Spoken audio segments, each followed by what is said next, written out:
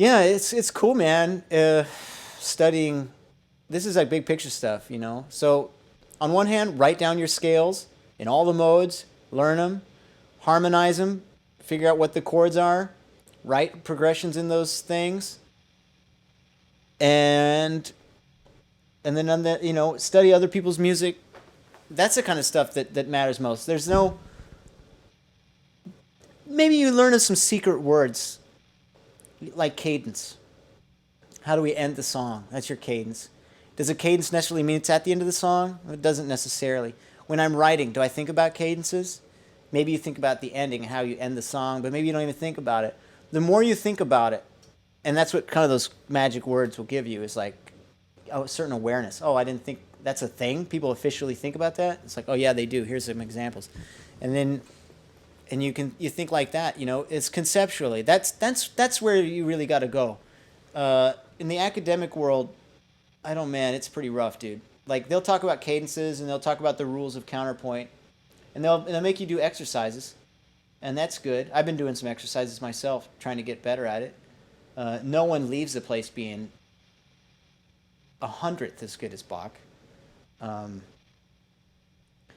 so you can look at Bach music and study it and see like, but that's basically it. There's nothing you don't know about harmony that's so far out that it's like alien language. You know what I mean? I don't think. I think you're probably still kind of foggy on a lot of stuff that you do know about, but you're just foggy because it takes a long time. Like the whole thing about altered scale and the modes of the melodic minor scale and superimposing them over chords. Like if it's a half diminished chord, the diatonic thing, like the half diminished chord, you'd play Locrian. But in the melodic minor scale, how does it sound? And can I actually pull it off? Like you can know all this stuff, and then you can listen to Scott Henderson and not even know it when you're hearing it. Because even though you know it, you haven't played it enough or you haven't listened to it enough, you hadn't connected the two. Oh, that sound is that mode. And you have to kind of make that kind of connection. And then when you can recognize somebody else is doing it, still doesn't mean you can do it.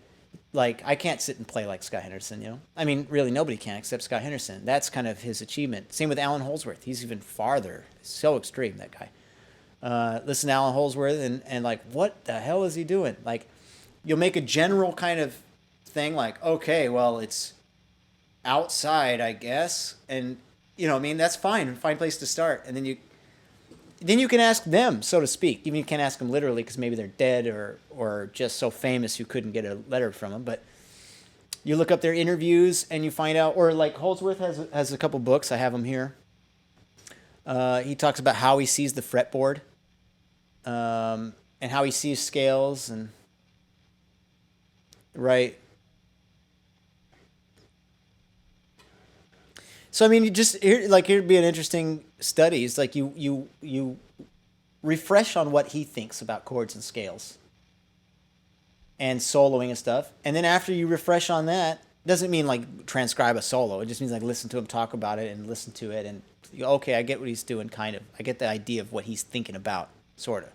And then do the same thing with Joe Pass, and you're gonna find a totally different mind, totally different person. It's actually kind of cool. Like if you sit down and if I play a little Bach on the piano and I play a little Mozart on the piano, it's like I'm meeting a different person, clearly.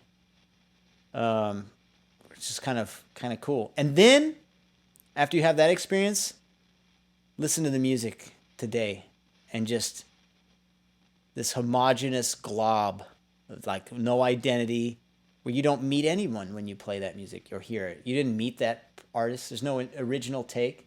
There's no soul, spirit, so to speak, no mind, no identity is really what it is. If you listen to it and go, is this who this guy is? Or is this something that just kind of, it's like I'm listening to a rumor of someone that once happened. This hearsay of secondhand, everything's secondhand, passing down heirloom after generation after generation of heirloom, which is almost unchanged. It's gross. It's like inbreeding. It's like inbreeding. Musical inbreeding.